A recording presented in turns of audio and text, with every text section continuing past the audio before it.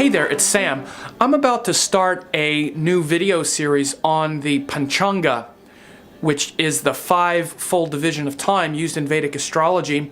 Pancha means five, Anga is like division, and it's actually the five-fold division of each day related to the moon. It's very important in electional astrology, like when you select an auspicious time to do something.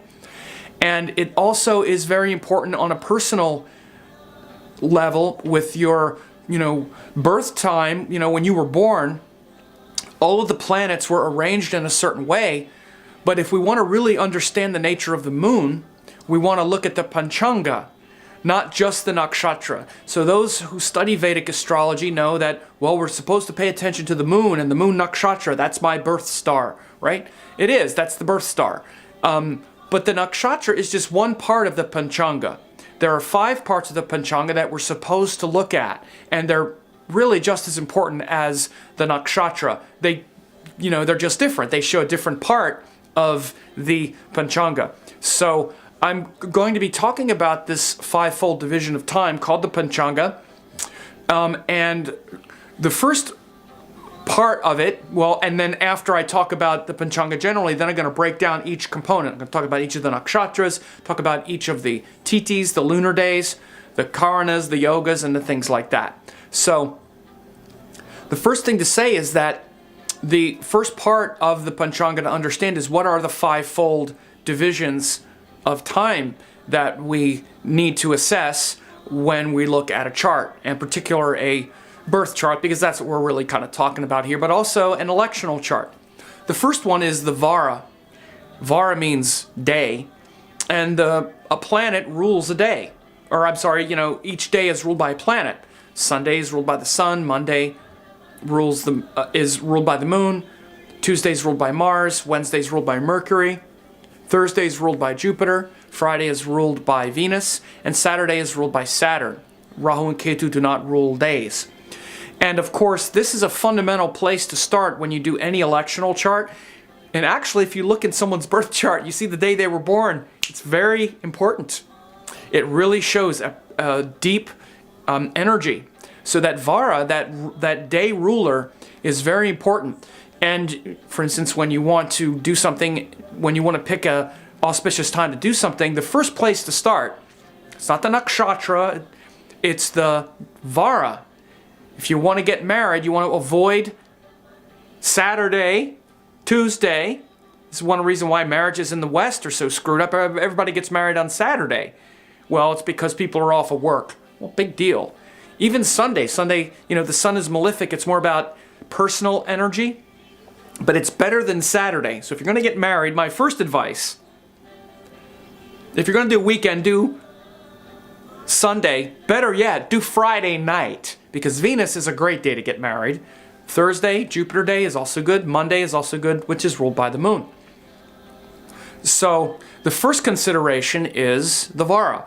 And for instance, if you want to get surgery, Mars is, Tuesday is usually the best day. It's ruled by Mars. Now, of course, you have to look at everything. Mercury can also be quite good because you want skill and precision, like if it's very detailed work. Auspicious days are always good for auspicious things.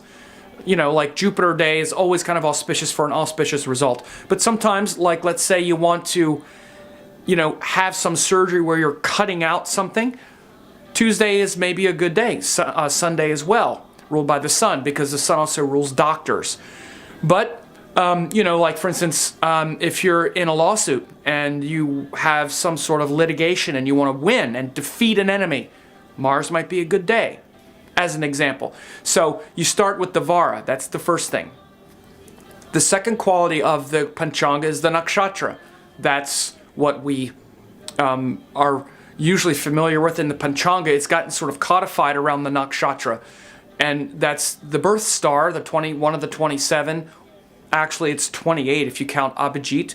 But we traditionally use the 27 nakshatras, and they have an entirely different or an entirely specific set of attributes. It's kind of like an entirely different zodiac, 27 divisional zodiac that exists behind the 12 sign zodiac The 27-fold zodiac exists behind it.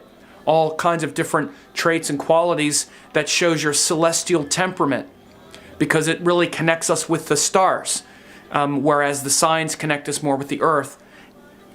But as far as the zodiac goes, the stellar zodiac of the nakshatras really connects our mind with a cosmic energy, a cosmic deity. That's really the key to the nakshatras.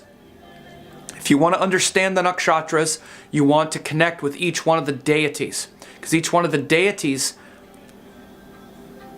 are, the cosmic power in the nakshatra.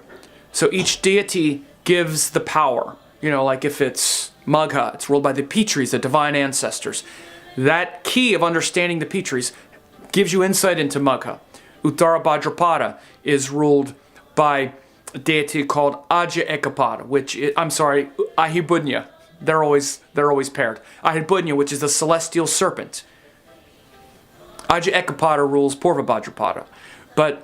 So you want to know the story of this Ahibudnya. He's one of the Maruts, one of the attendants of Lord Indra, also one of the Rudras of Lord Shiva. You want to understand what all that means, and then you get deep insight into the nature of the nakshatra.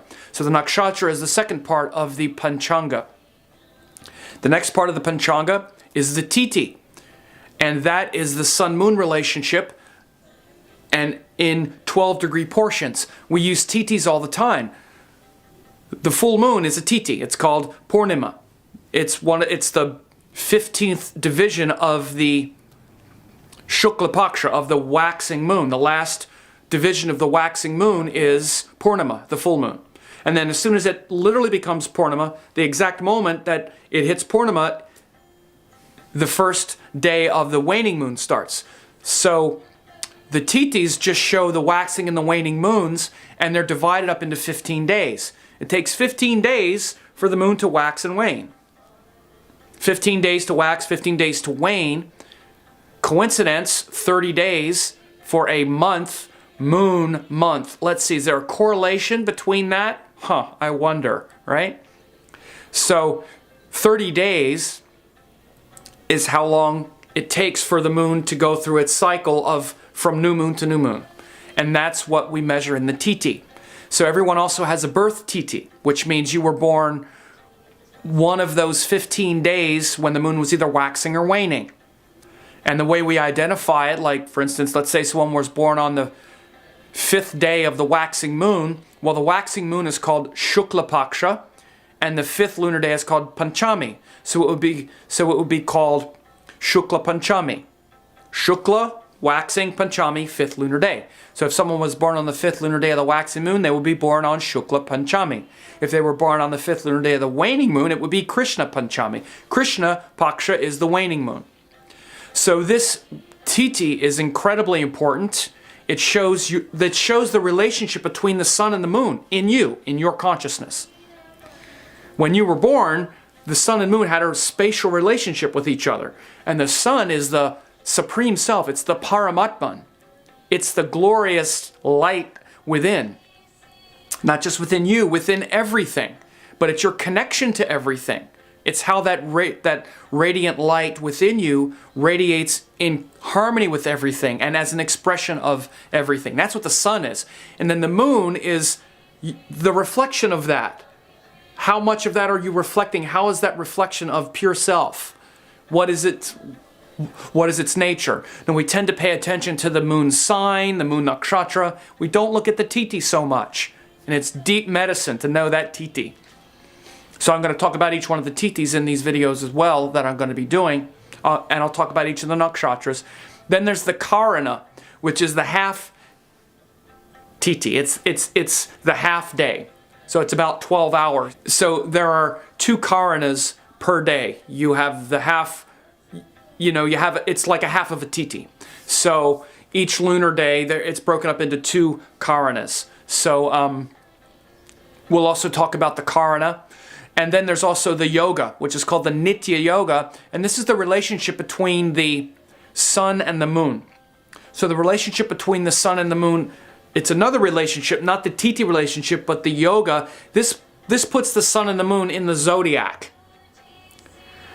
What the Nitya Yoga is you take the longitude of the sun, the celestial longitude, which means how far it's moved from the beginning of the zodiac, which is the 0 Aries point, and then you add it to the longitude of the moon, however far the moon has moved, and then you add them up, and then you relate them to one of the nakshatras. There's a reduction, there's a sort of mathematical formula, and there are 27 Nitya Yogas. This is also very important. It gives a big it gives big insight into your psychology. So we'll talk about the yogas as well. So we have the Panchanga, fivefold division of time. That includes the Vara, which is the Lord of the Day. That's the Nakshatra, 27 Nakshatras. The Titi, which is the sun-moon relationship, waxing and waning moon, and one of the 15 days. Then we have the Karana, which is the half Titi, the half day. And then we have the Nitya Yoga, which is the relationship between the sun and the moon. And it literally means yoga, the union, the joining of the sun and the moon as a structure, not just as the relationship between the sun and moon like we have with the Titi. So stay tuned. I hope you like it. It'll be upcoming here on YouTube and on my website.